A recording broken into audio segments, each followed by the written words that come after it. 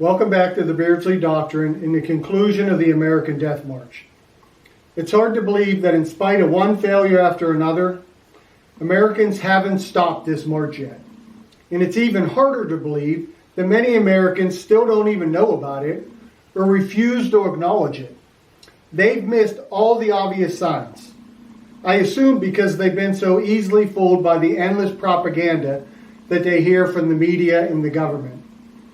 We spent the first 4 segments of this death march detailing America's history and taking a lot of time to make a clear and compelling case that the level of failure on this march is not only unacceptable, but deadly as well. In spite of all the evidence we discussed, many somehow still want to march on. And if we can't rally enough Americans to stop this march, we'll all make it to Phase 5 and end up in that graveyard. As you know, I've been dreading our arrival there since we started in Phase 1. And when we get there, you'll understand why and why I'm wearing black today. When Phase 5 comes, time's up. It's game over. Now, if we would have talked 5 years ago, I would have told you that a prerequisite for getting to that graveyard would be the complete destruction of your right to free speech and your right to bear arms. Because when you can't defend the truth or the life of your family, it is game over. We discussed that in detail in Article 1 and Article 2. And although we'll continue to see endless efforts to take away these God-given rights, consider it just greasing the rails. Because hanging on to what's left of these rights alone won't save you anymore. The reason why they won't is due to the advances in biological warfare. I didn't foresee the rise of the man-made virus. Deadly viruses that could be created in a lab and then unleashed on the population. All the free speech and all the guns in the world are of no use if you're too sick to speak out or too weak to pick those guns up. As a result, we're extremely close to that graveyard. For the millions who knew something was wrong, but they were holding out, waiting to join the fight after things got a little bit worse, they'll never get the chance. The sudden realization that they waited too long will be hard to bear, but at least short-lived. For the many that were just oblivious to the reality of our plight, they thought it was just their shirt collar that was getting tight around their neck. What a shock when they realized it wasn't their shirt collar at all, but actually a noose. It's going to be pretty traumatic, but at least brief.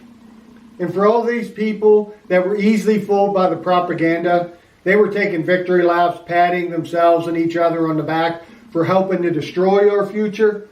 They're suddenly going to get a new perspective on things also. Maybe they thought they were going to share in the spoils of this dreadful scheme. Well, Phase 5 won't be the paradise that they envisioned either, since they'll be joining the rest of us in the graveyard. But no need to worry for them either, because worrying won't help. So what will the end for America look like? Here's our final destination, Phase 5. So as always, let's start with regular Americans. Americans with independence and wealth, they're almost completely gone now. They've tapped out. Their jobs were sold off, excessive taxes crushed them economically, and the handful of jobs remaining, few barely pay enough for anyone to be free and independent enough to still support their family. But it doesn't matter how few free, independent Americans are left. Look at the red circle. They still have to pay the majority of their hard-earned money to support the government. Now look here, regular Americans, they don't have any money left. Remember when they used to be free and had their own money? It's gone now.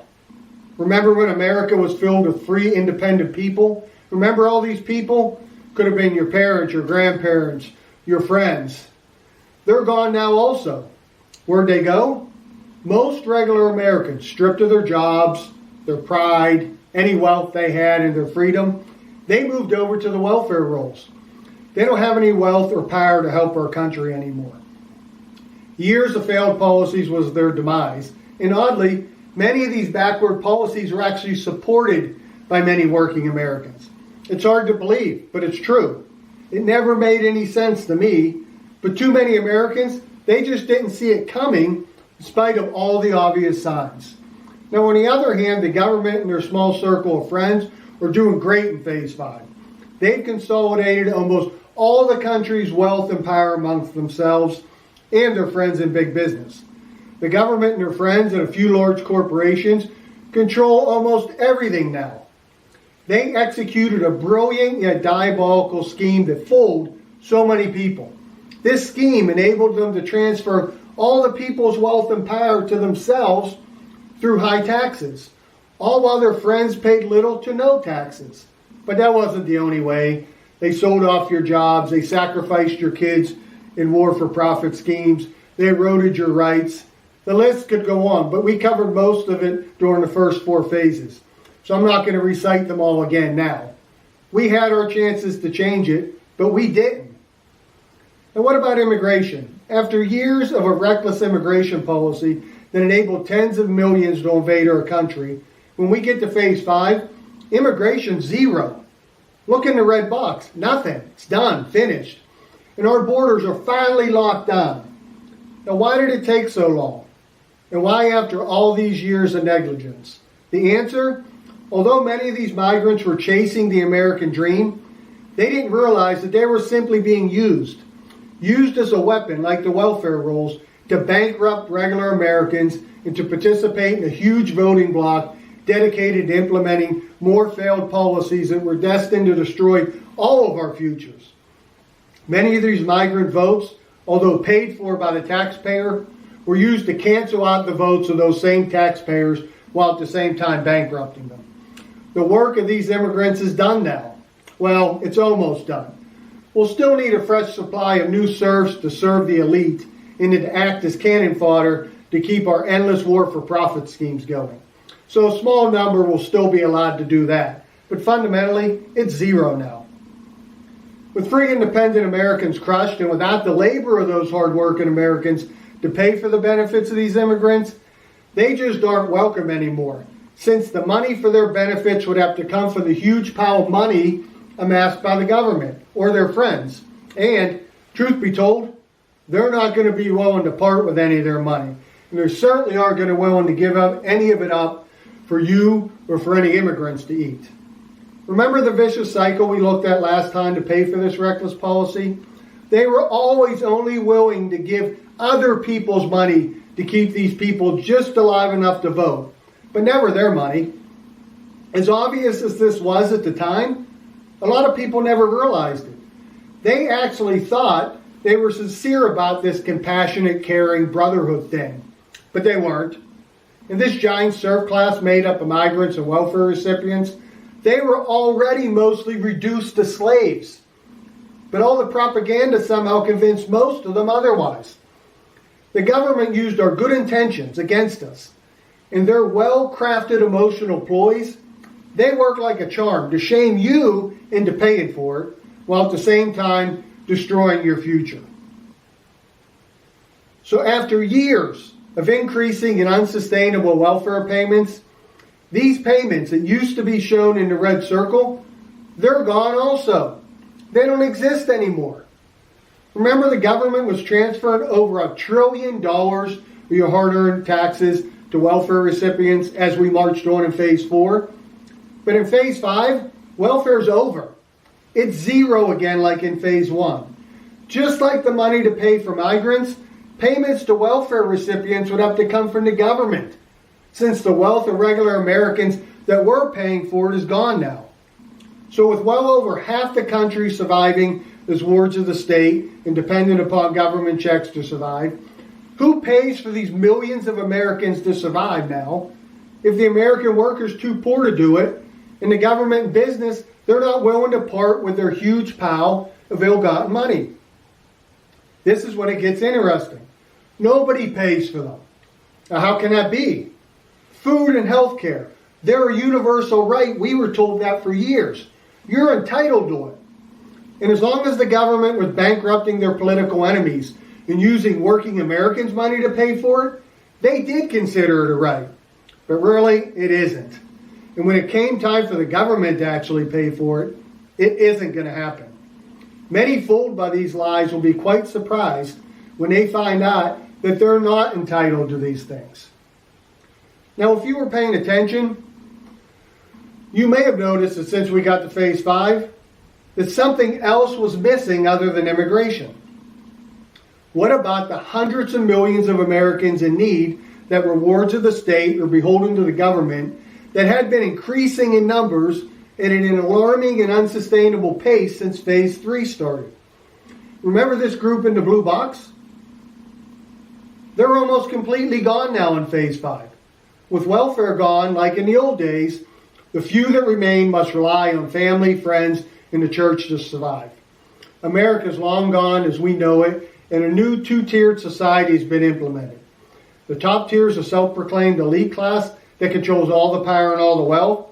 The second tier is a small peasant class with no power, no money, or no wealth. They only exist to serve the elite or continue to be convinced that patriotism is actually sacrificing your children's life in more endless wars to do the elite class's bidding. Now, in case you're wondering, if you're lucky, you'll be part of the serf class that remain to serve the elite. But if you're unlucky, you won't be part of the remaining serf class. So I hope you're curious. If you aren't part of the serf class, what happened to you? What happened to all the Americans in need? Hundreds of millions of them, and the majority of the few free working Americans that remained, they're gone now. Did they just disappear? Sort of. Remember, just as we were concluding Phase 4 and starting Phase 5, we had to stop at that graveyard to take a rest before our triumphant entry into paradise. Sadly, this graveyard was the finish line for most Americans. This graveyard was the end of their death march. Even though many of these same people, they supported and cheered on this march. Some through ignorance, some through extortion, others through betrayal. But regardless of why, it ended here for all of them. They learned too late their betrayal or ignorance, it didn't change their fate. This was always their destiny. They just didn't know it. But for many others like you and me, faithful to our family and our country to the end, that graveyard wasn't our destiny, but it was our fate nonetheless.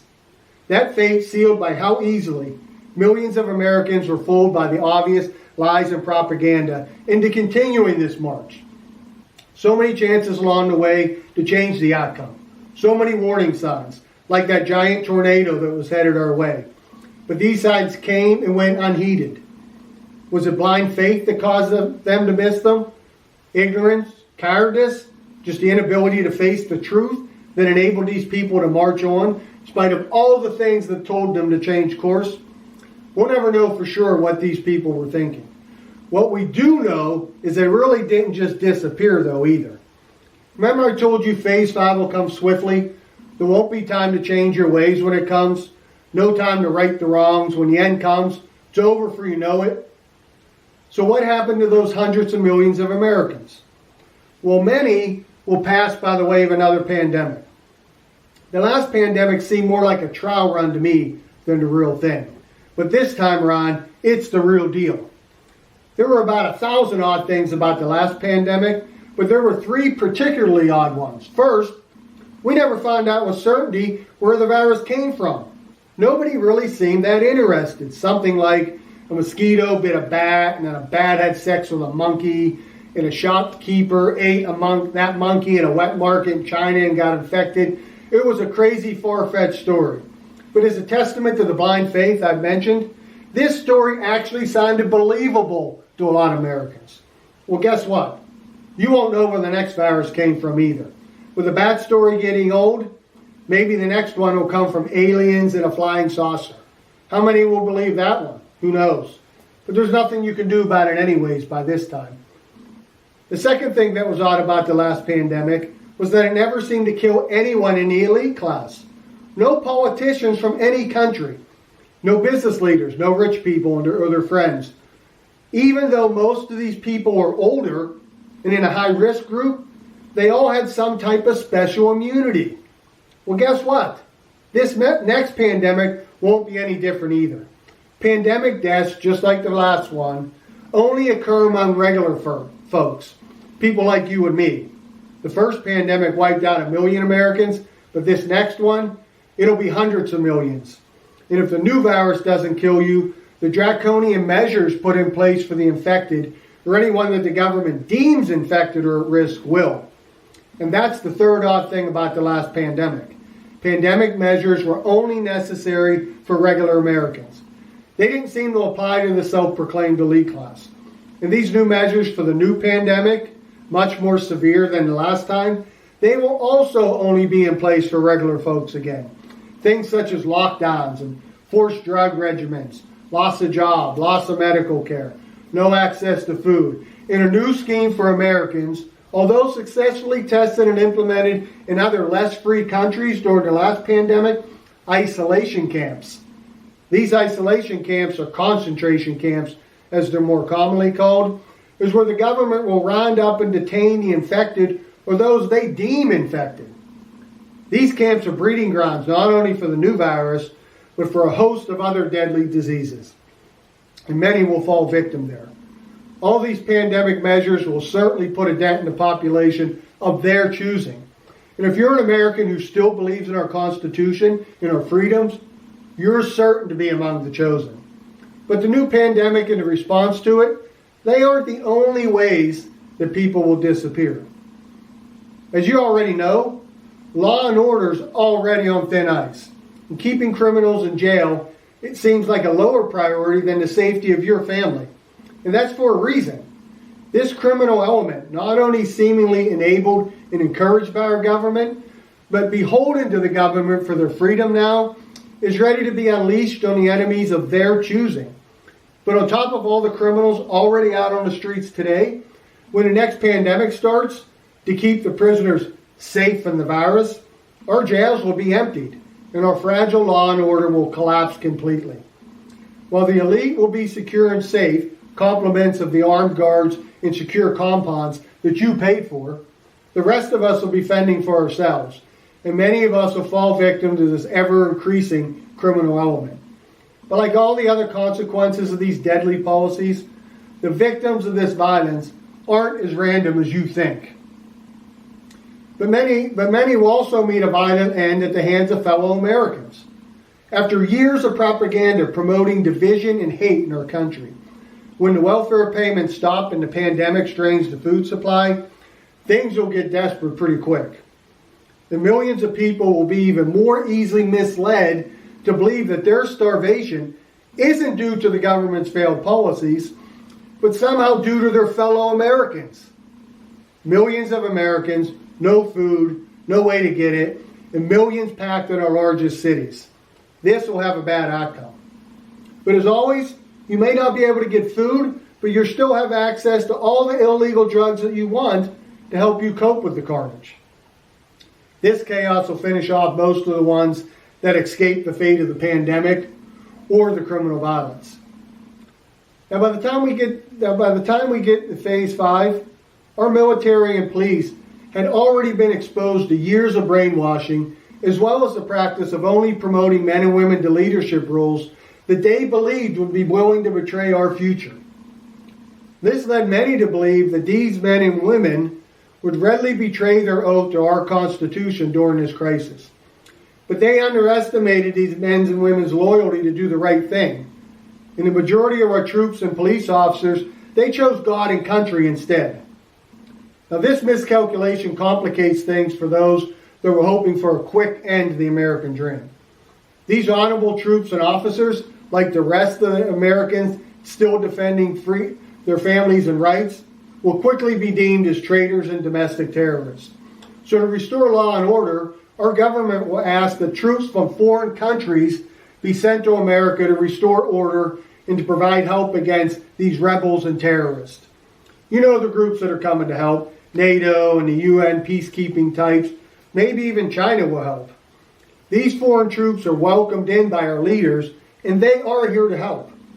But it's not the kind of help that you're looking for, but rather it's help to ensure that the graveyard is the end of the march for you. Now, after all this, although unlikely, it's still possible a few holdouts remain. Some honorable men and women may still be managing to hang on. Those that are, they're described as anti-American and racist. Even minorities that refuse to go along will be branded as white supremacists. I know this sounds impossible, except we've seen minorities already get labeled as such if they aren't in step with destroying our future. So what's the fate of these holdouts? Genocide, of course. That's what's in order for the remaining. Holdouts are dehumanized and declared as enemies of our future that must be terminated, we're told. Huge rewards are offered for their capture, dead or alive, but preferably dead to avoid the cost of the sham trial. There's no remorse for this loss of life either. Remember in those crazy times of Phase 3 and Phase 4 when the lives of mass murderers were sacred? We spend millions of our tax dollars defending the lives of them, and thousands of Americans protested on the murderers' behalf rather than the victims. Crazy times. But now, not even the lives of our veterans and once hardworking Americans are protected or defended, but rather their loss of life is celebrated. It looks like this now. All these people gone. Their work and usefulness was finished now anyways. They were using up oxygen, polluting the environment too. And they were the cause of global warming. All our green friends who cheered on our demise, they should have seen this coming. There are easier ways to reduce CO2 emissions and to save the planet. And nothing is easier than depopulation. The planet is saved now. But too bad these climate warriors aren't around to enjoy it. All these people that are gone, not only were they destroying the environment, they were costing a lot of money to keep around too. Now that there isn't a giant welfare class, trillions are saved every year. And remember that $3 trillion Social Security Trust Fund surplus that we discussed in Article 4? That trust fund was soon to be depleted unless something changed. Well, something did change. The new pandemic, with the elderly again at the highest risk, it wiped out those receiving Social Security benefits. Those millions of dollars got saved after all. And all that money made for an even happier ending for the government. But that wasn't the only happy ending. The Federal Reserve in 2020, they estimated there was already about $37 trillion in Americans' retirement accounts. That's right, $37 trillion. But do you know what happens to your retirement account if you and all your heirs are dead? Surprise, it gets taken by the government. And in Phase 5, most of these people and their heirs will be dead. So guess who gets those $37 trillion? You guessed it, our friends in the government. But after you think it through, the government and their friends will also get your house, your property, and your land. Because even if you make it through to be a serf, during the upheaval, you'll default on your mortgage or your tax payments, and you'll lose it all that way. And in case you're wondering, there won't be a bailout for you. And it didn't just happen here in America. All across the world, the working class, what's left of it, in the wards of the state, they all fall victim to one calamity after another. The needy and the unproductive, celebrated worldwide today in Phase 4, no longer have such a coveted role in the future. In fact, they don't have a role at all. This is how the death march ends. You're much more likely to be part of the majority whose death march ends at the graveyard. But since there still has to be enough workers left to support the elite class and fund new war-for-profit schemes, you may be lucky enough to be kept around as a powerless serf to serve the self-proclaimed elite. Or temporarily kept around so you can sacrifice your life or your children's life to fight more endless wars to increase the elite class's power and wealth. All bad options. No, it doesn't have to end this way. We've talked about that in every segment. German philosopher Oswald Spengler, he thought so. He said almost 100 years ago that optimism is cowardice, but he's only partly right. Only optimism without action is cowardice. If you think we can change the outcome without your help, without your participation, and you're still optimistic that all the problems that our families and our country face will just magically be fixed, that's cowardice. Cowardice is convincing yourself that everything's fine because you don't want to face the truth. But optimism isn't cowardice when you're willing to work for what's right. Optimism isn't cowardice when you're willing to take action and sacrifice on behalf of those you love to make sure they don't have to go to that graveyard before their time. When I was in high school, one of my history books had a compelling quote about the bravery and heroism of our troops when they landed in Normandy during World War II. These qualities, contrary to what our government says, do make our country great and special. Unfortunately, our government only uses these honorable qualities against us for their own gain to urge us into more war-for-profit schemes. But then they expect us to accept mediocrity and failure the rest of the time. 40 years ago, I copied it down, and I still have it. This is how Cornelius Ryan described the beach landing. Weighed down by their equipment, unable to run in deep water, and without cover of any kind, men were caught in a crisscrossing machine gun and small arms fire. Each wave of boats gave up its own bloody contribution to the incoming tide. And all along the crescent-shaped beach, dead Americans gently nudged each other in the water. Men lay shoulder to shoulder on the sands, stone, and shale. They crouched down behind obstacles. They sheltered among the bodies of the dead. Pinned down by enemy fire and shocked by the devastation and death all around them, the men froze on the beaches. Everywhere, intrepid leaders, privates and generals alike, were showing the men off the beach. Once started, the troops did not stop again. Now, I never imagined at the time that me or you would ever be in a dire position like these men were, and I never believed in our own country that we'd be pinned down by enemy fire and shocked by the devastation and death all around us. But we are. And I believe that today is a pivotal moment in our history, like that day at Normandy was. But even after 1 million Americans were just wiped out a couple of years ago by the first virus, and over 1 million more fall victim to violent crime every year, some will say it's not true. But if we get to the end of the march, you'll find out that this moment was a pivotal point in our history. But in 1944, when faced with this devastation and death, everywhere, intrepid leaders, generals and privates alike, were getting the men off the beach and showing the way for our country. Their actions changed the outcome of our future. So what will happen today? Will intrepid leaders, not only generals and privates, but Americans from all walks of life, will they emerge again and get us off the beach and change the outcome of our future? Or will we stay shocked and hide behind the dead bodies and seal our fate in that graveyard? Only you can answer that. But remember, those dead bodies that are there already, they're there not only due to the consequences of our country's failed leadership and failed policies, but due to our unwillingness to get in the game and stop it. Now, if you learned something important over the last 5 sessions of the American Death March, pass it on. Educate your friends, your family, and especially your children. Education is the E in the press plan. The press plan is the action plan that we'll be discussing more often as we move forward. Necessary actions if we want to change the outcome, if we're really going to stop the march.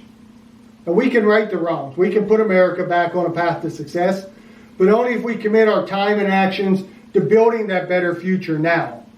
Time isn't on our side.